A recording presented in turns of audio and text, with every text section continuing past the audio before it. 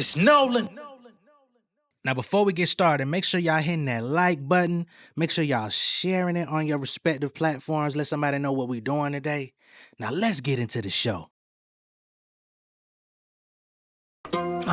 I feel like Nipsey with a deep reference. Heath Ledger, my method stuck to me. Keep my boots straight to the ground, that's why they with me. Always on the move like a locomotive conducting me. I never make a statement, don't even want bank summaries. Underneath all the glamour, homies on with the hammers. Y'all playing hard on the camera till your arm is dismantled. I wake up, tell myself I'm the one and only. No one can hold me, they can't control me. My circle tighter than Abercrombie. They just outcast people they can't manipulate. Had close ties to the rope, start to disintegrate. The competition, I took them out like a dinner day. Demonstrate how I generate revenue, y'all just emulate. Ooh, I'm in a zone where my safety's in position. Y'all can send the dishes, find your brains leaking on dishes. Ain't no intermissions, checking your hood, boy, I'm a mission. Try to social distance, masked up in your subdivision. Astute wisdom I passed on like a family will. I feel jaded and tangled with all the world's ills. I seen the strongest ones fold and revert the pills. Just think what happened if they slaved you over 30 mil. I keep my mind too productive to ever fall back. Made it out the dirt with my aims like World of Warcraft. Cleaning out the skeleton, Scorpion, Mortal Kombat. Relentless with my business like people that switch to Forex. Name big Forex, switch up the format. Before rap, used to rejection, never got the callbacks. Mine's peaceful like it's yoga, stretching on that floor mat. Them boys strip you out your jewels like a naked mole rat. It's all bad, y'all just living vicariously through the internet. Pull up on them like Sid Vicious without the internet. With all the smoke like a cigarette for that disrespect. I pull that blade straight out my pocket just like a gigapet. Whoa. What's going on, beautiful people? It's the kid J Nolan here. Welcome back to another episode of Inside the Industry, your number one source for music, entertainment, commentary, and breakdowns. Hope everybody's doing well out there today. In this video, we got to pick up on the dog, man. Snoop Dogg, to be specific. Things have been looking real shaky in the light with Snoop over the course of the last few years, man. Like, ever since he acquired Death Row, it's just been looking weird. You know what I'm saying? Like, from the moment he did the deal with what was it, the niggas behind Hasbro and all that shit, or with I think Hasbro had it. And he went to BlackRock. I think helped him get the shit or something like that. And it's just been looking crazy.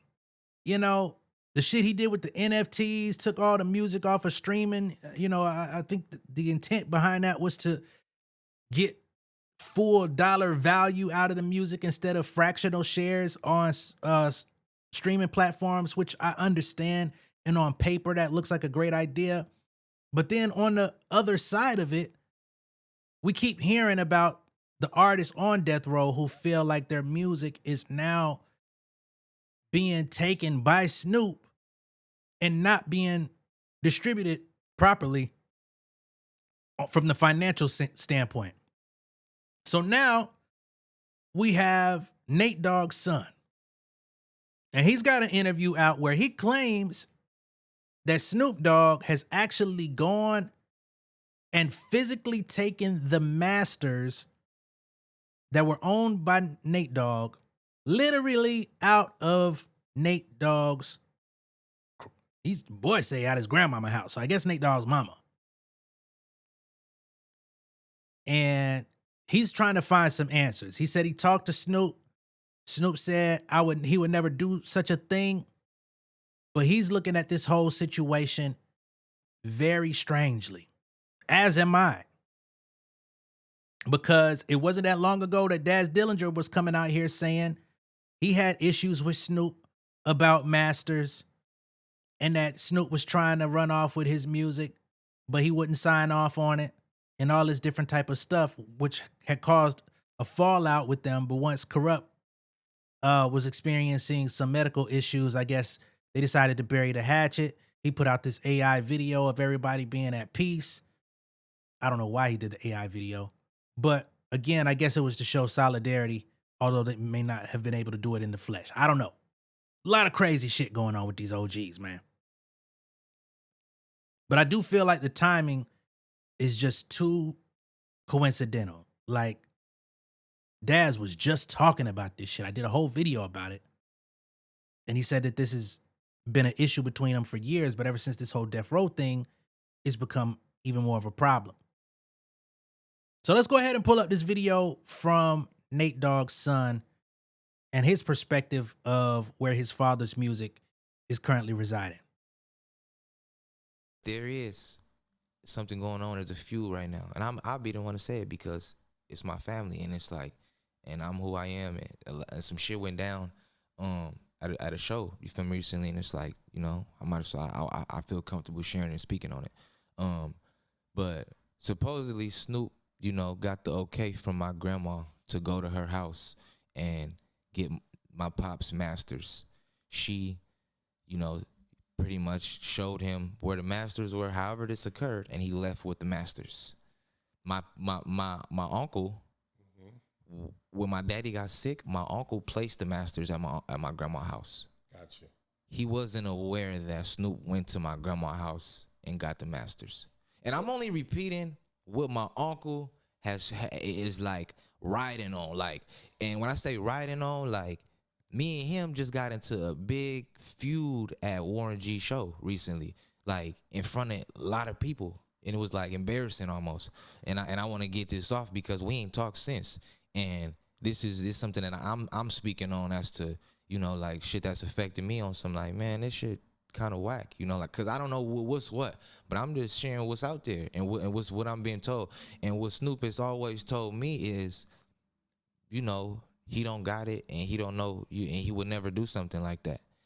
But my thing is, it's like, I at least would want to know, like, you do got it and it's safe, maybe. You don't really know where the masters are. Nah. But I know that he said that he placed them there, and I don't believe he lying, you know? We don't even know if Snoop got it or not. Nah. All right. So this is a little strange to me. I ain't gonna lie. From all accounts. So the son here is saying that his uncle, which I believe Snoop would be an uncle as well, or a second cousin. I don't know how they don't get me to deducing this family tree shit live. But because Snoop and Nate Dogg are cousins. But anyway, he says his uncle told him that Snoop went to his grandmama's house and got the music out of the safe. So Nate Dogg physically had his masters. And we don't hear about masters in this fashion these days because, of course, today everything is all digital. So your master is really just a WAV file or a FLAC or, you know, whatever you're bouncing your shit out as. And then everything is produced based on what you do from there. But back in the days, remember, these guys were recording their music on reels. They were recording their music on ADATs and fucking, you know, analog equipment to where you could physically have the original version of your music. And he's saying that Nate Dogg actually had those. And when he became sick, remember, this is a while back, he said that his uncle took those masters, those original copies of his music, and put them up in a safe at his grandmama's house. And he says that recently Snoop went over there and got them. How he knew the combination to the safe, unless he took the safe in totality, I don't know. Did the uncle give Snoop the fucking combination to open it? I don't know. There's questions here. Why not go talk to your grandmama, right? If Snoop got it from her house, you say Snoop say he didn't do it. Well, is your grandmama in condition to have a conversation? Did Snoop come through that bit? Did he come see what's up with the safe? Did he leave out with that bit? Did he leave out with a fucking gym bag full of shit? Like, we got some things to get to if we're going to be putting these types of allegations out there, especially publicly in the center of an interview where this thing is going to go viral and is going to ultimately make the dog look like a snake, which unfortunately, that's been the portrayal of him for the last few years, right? I think the crack in the facade came literally in the heart of the Kendrick Drake battle with that fucking tailor-made freestyle where he signed off on his voice being used in the record. And initially we thought that he didn't. And he came out and said, who, what, did what? Huh?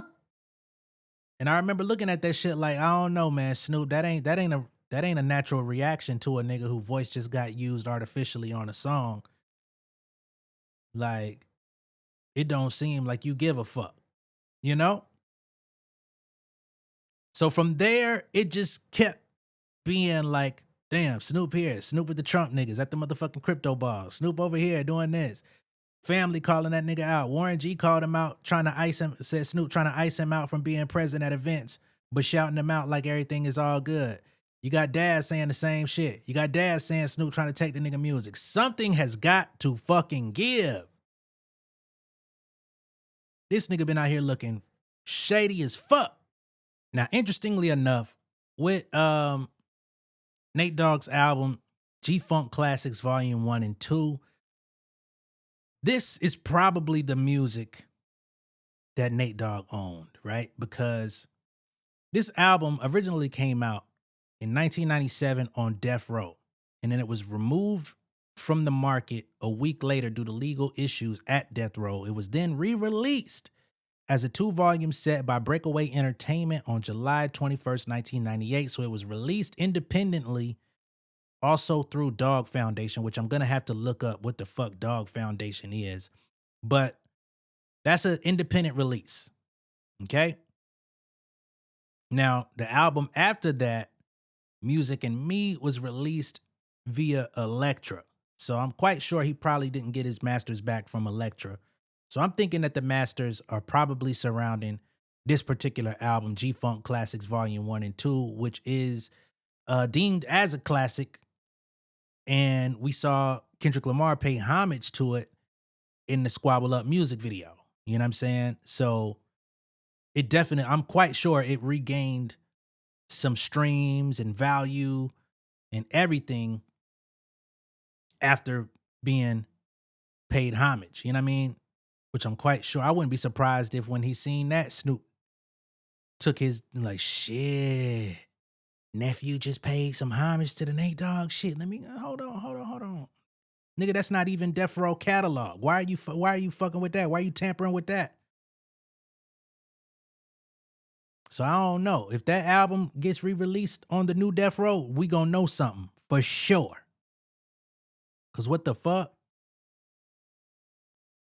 Okay, so Dogg Foundation looks like it's Nate Dogg's label, which was then turned into a company from his son, because he filed registration for the LLC in 2023. So I guess he is now trying to run the musical estate of his father. And I think he may be a rapper himself, releasing his own music under that imprint as well. That's what it looks like from here. But yeah, there's still some unanswered questions about this whole thing. Snoop, you're gonna have to come answer to this shit, man. I'm sorry, bro. There's too many allegations out here of niggas saying you trying to take them out of the spotlight while still profiteering off of their shit. The next interview you do, nigga, you need to address this shit head the fuck on. All that charming shit, all that weed smoke shit, all that, yeah, nephew, yeah, it's all love, and all that shit. We could do that later. Let's address this shit. Let's address the family issue, because when Dad's called you out, you said that next time he say something, you gonna crush him, but not physically. What did you mean by that? You gonna fuck up his music shit? He said you don't got the power to do that. How could you do that? So, yeah. Let me know what y'all think of all this down below in the comments. Be sure to like and share this video. If this is your first time seeing me on YouTube, go ahead and subscribe to the channel, become an insider. I'm going to catch y'all on the next one. All right? Much love and respect, y'all. Peace.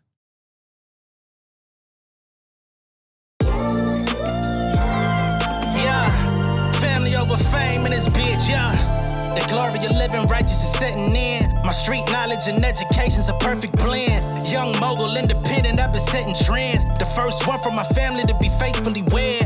Fuck niggas and the horses that they riding on. I see this shit from all angles like a polygon. I'll never politic in the drama be piling on. Father and great son acknowledged like I'm Bobby Bonds. Conversation with my lady about the paper route. 5 sit bank accounts every day I make it count. They down talking my commentary for hating now. Well, I can take it cause I'm bodying your favorite now, please. I can do this shit in my sleep. I been writing for these niggas, y'all read it and weep. I been fighting these niggas if you speak on the street. I'll turn your birthday party into New Year's Eve. Don't let me take it there. We ain't playing fair. This the ATL, Southside nigga moving furniture like Wayfair. Life on hold, no insurance for your healthcare. Lifeline gone, so you wanna be a millionaire? Well, let me tell you about this world I built. The women I dodged, the niggas that I read for filth. The sympathy cause consulting for the stacks I built. I had to